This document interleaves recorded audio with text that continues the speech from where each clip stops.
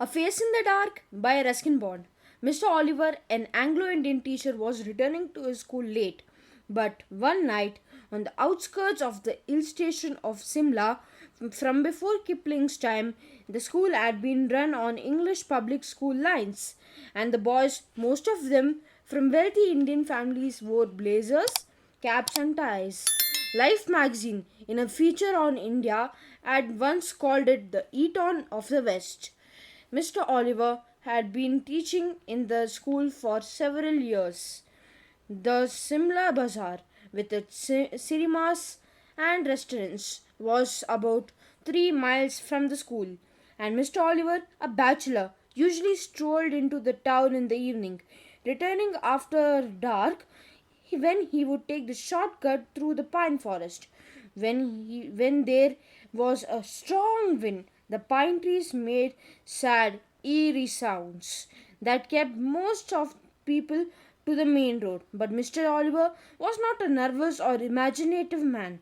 He carried a torch, and its gleam, the batteries were running down, moved fitfully down the narrow forest path when its flickering light fell in the figure of a boy who was sitting alone on a rock. Mr. Oliver stopped. Boys were not supposed to be out after dark. What are you doing here, boy? Asked Mr. Oliver sharply, moving closer so that he could recognize the miscreant.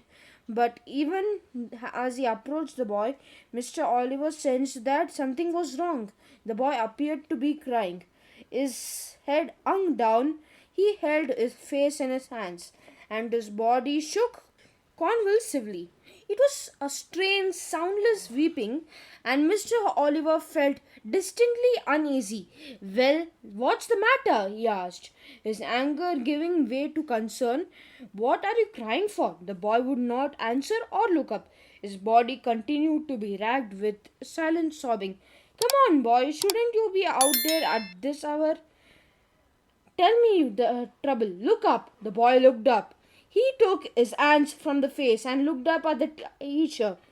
The light from Mr. Oliver's torch fell on the boy's face. If you could call it a face, it had no eyes, ears, nose, or mouth. It was just a round, smooth head with a school cap on top of it. And that's where the story should end. But for Mr. Oliver, it did not end here. The torch fell from his trembling hands. He turned and scrambled down the path, running blindly through the trees, buildings, when he saw the lantern swinging in the middle of the path. Mr. Oliver stumbled up, and the watchman gasping for breath. What is it, Sahib? Asked the watchman. Has there been an accident while running? So, he said, I saw something horrible. A boy weeping in the forest. He had no face. Then the watchman said, no face, Sahib? No eyes, no nose, no mouth, nothing. Do you mean it was like this, Sahib? Asked the watchman and raised the lamp to his own face. The watchman had no eyes, ears, no features at all, not even an eyebrow. And that's when the wind blew and the lamp blew out. This was the story A Face in the Dark by Ruskin Bond.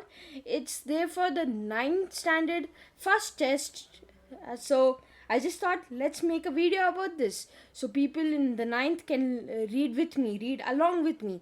So if you enjoyed listening and reading along with me, please make sure to subscribe to this channel and share it with your other best friends. And it's been me, you guys, and I'm out. Thanks for watching. If you want more details about this lesson, it's in the description, even the questions and answers. Thanks for watching. Bye.